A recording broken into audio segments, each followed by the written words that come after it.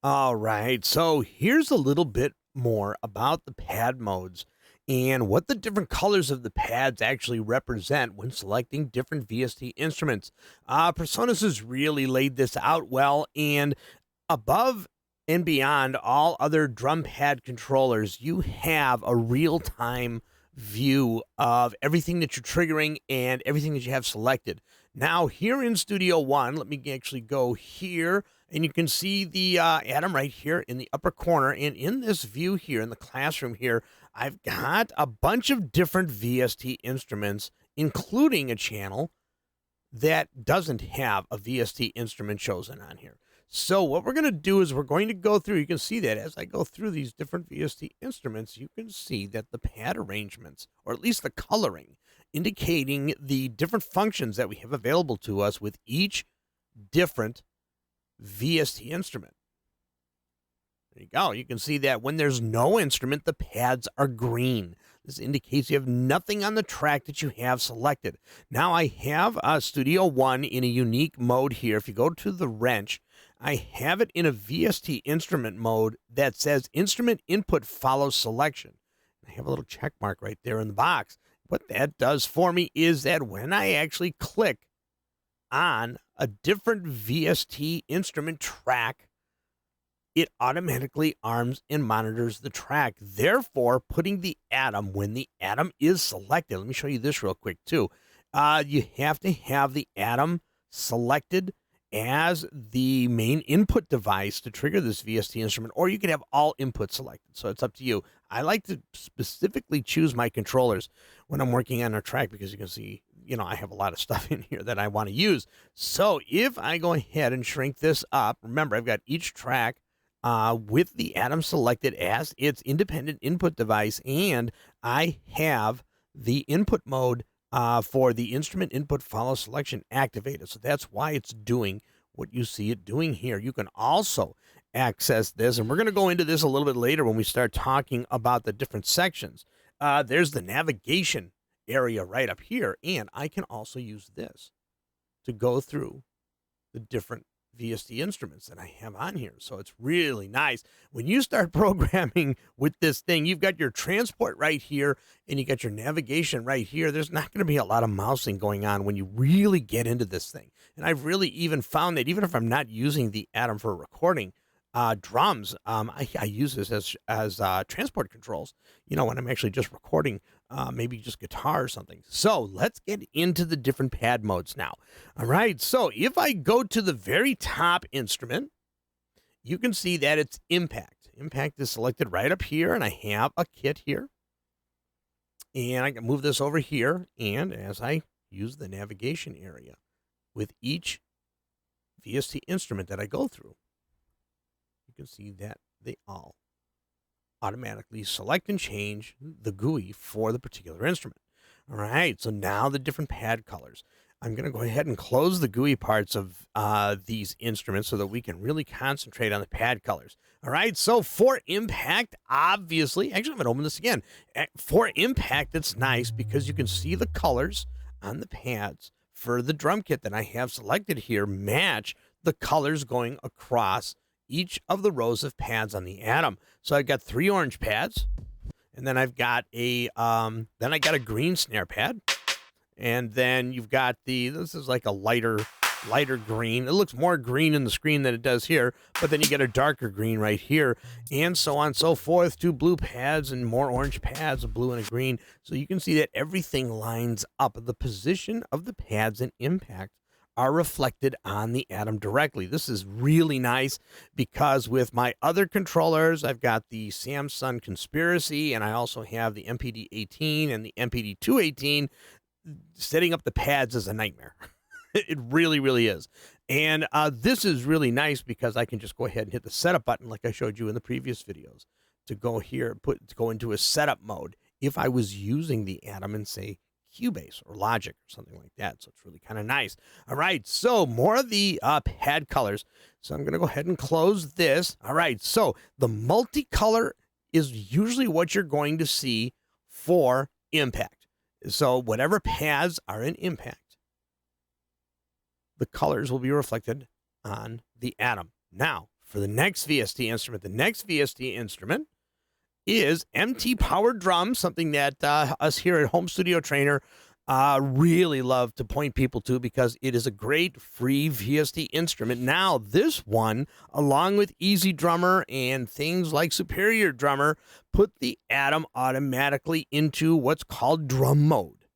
So if you look at all of the pads, this is the MIDI drum mode, and it's the default that it comes set up. If you guys watched the previous video where I talked about setting up the pads, this is in drum mode. So you can see all of the pads are blue, indicating that each pad has a sound assigned to it.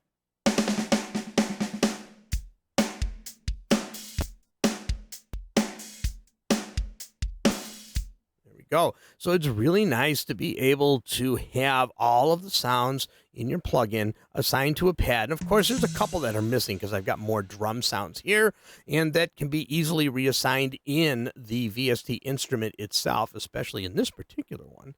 I can actually go to settings and I can reassign any of the drum sounds to any of the pads on the Atom very, very easily. Just turn the MIDI learn on. It's actually MIDI out, but you just go ahead, make sure that your MIDI learn is on, and you should have no problem. Okay, so now the next VST instrument is this is a new release from Stephen Slate. This is another real popular one now. This is SSD5, and you can see here when you see the pad right here that's blank. This is now in keyboard mode. I don't know if it's because this is a free VST and Stephen Slate just has their stuff set up for a keyboard default, like a general MIDI, or what it is. You can't really change the mode for the instrument, so you're just going to have to work with whatever mode the Atom is put into when the GUI for that particular VST is opened. So now we're in keyboard mode. Now, the thing that makes this cool is you can go into, like I did, and if you guys want a preset for this for the Atom, I actually made one. If I go into the mapping, you can see here that I've actually remapped all of the pads so that I can see if I can find the colors. See if maybe it's down here. All right. Well, oh, there they are, right down here. So I'm on this end of the keyboard here. You can see that I have remapped all of these drum instruments. You could literally just grab a drum instrument and drag it into the right trigger that you want, and then you can create your own custom map, which is what I've done here for SSD5 and the Atom. But this is in keyboard mode, and it's really important because this blank space divides the triggers from very two well-placed, the octave, where you can actually go up an octave or down an octave. So these are the sounds from up on the keyboard, about 2 or 3 octaves up. It's really nice to be able to just go down an octave, and you can see when it's purple, that's usually your default for where the kick is.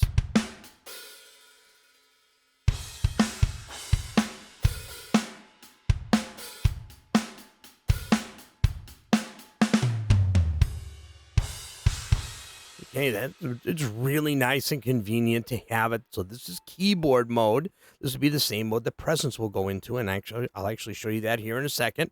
So now the next VST instrument, let me go back to the edit instrument. There we go. And I'm going to use the navigation part here of the Atom to go down another instrument. Now we're in battery.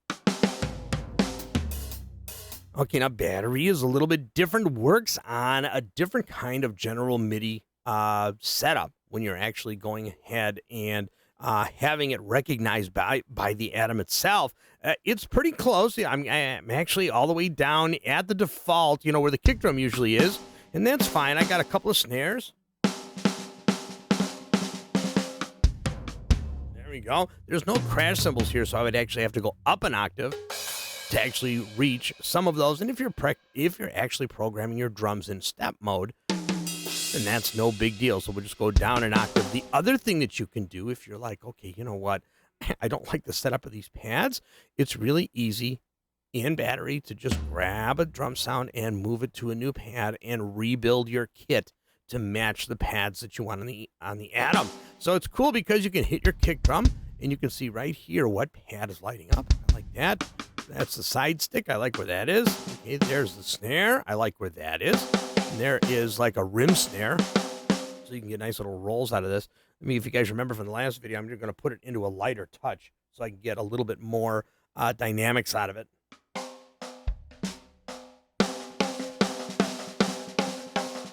you go. These pads have a really gorgeous touch. I've almost pretty much replaced my V-drum kit. I use this a lot now when I'm programming drums. So, I mean, I still use my V-drum kit, but this has really made life a little bit easier. I don't have to flip around to the other side of the room to actually play drums. So, you can see here with these different modes. Let's see, we'll put it in the default mode.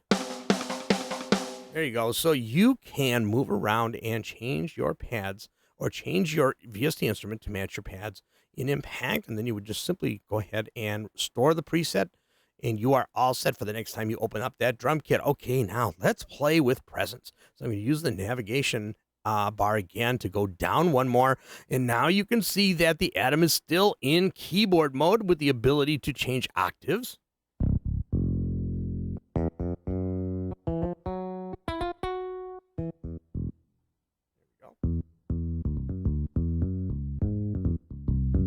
There we go. So now you can go ahead and program your bass. Now it's important to remember that the orange keys are actually the white keys on the keyboard, and the blue keys are the black keys. Now it takes a little bit to get used to if you're going to use the Atom to program bass or keyboard or whatever you want. This is awesome when I have an acoustic guitar patch pulled up, and I want to just do something really, something that you probably couldn't do on an actual acoustic guitar, but like for the bass, you can do stuff like this.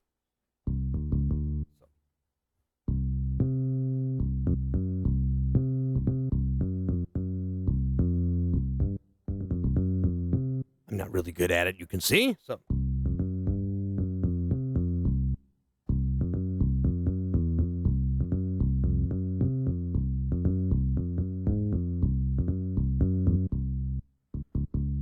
And you can assign any of the knobs. We're going to have a whole video on how to assign the knobs, but you could assign one of the knobs to a pitch bend and be able to do bends and drops and while you're actually playing.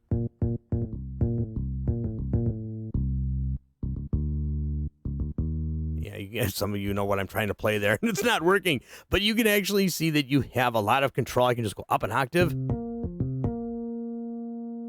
and it works really, really well. If you're using the all inputs, you can use a sustain pedal or a pitch bend wheel from a keyboard. While you play the Atom, you can do all of that simultaneously. Okay, so what do we have next? That is our VST instrument, like just for guitar and bass. Let's go down one more, and there we have it. Now we have no instrument. Now sometimes the pads are different colors, indicating that when they're solid like this, usually they're green. Let me see if I can get them to go green. They're not going to go green for me, but they're yellow right now. But when they're solid like this and you do the touch and they turn white, this indicates there is no instrument on the track that you have selected right now. So I can go up and do my bass. I can go up and do my battery. And I can go up again and do my SSD5.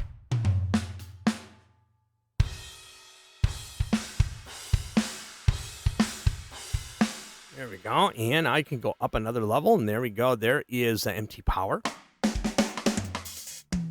And then I go up another one, and then now we're in the normal mode. What this puppy was meant for playing Impact XT.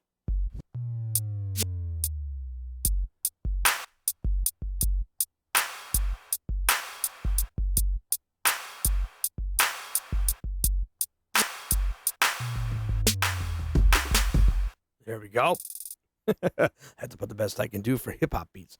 So there you have it. There is the different pad modes for the different instruments. And just in review, you have the mode for Impact. Then you have drum mode.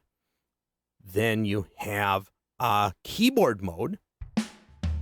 And then you have the pads when you have no VST inserted. They might turn green, they might turn yellow, but when they're solid and the buttons are white, there you have it. So hopefully you guys got something out of this. And remember, if you guys need it, I do have a chart that I have created so that you guys can see the pad colors. I just took little snippets from the actual manual and I created this little document right here so that you could see all of the different pad modes when Studio One is active and when Studio One is closed. There's a bunch of different modes.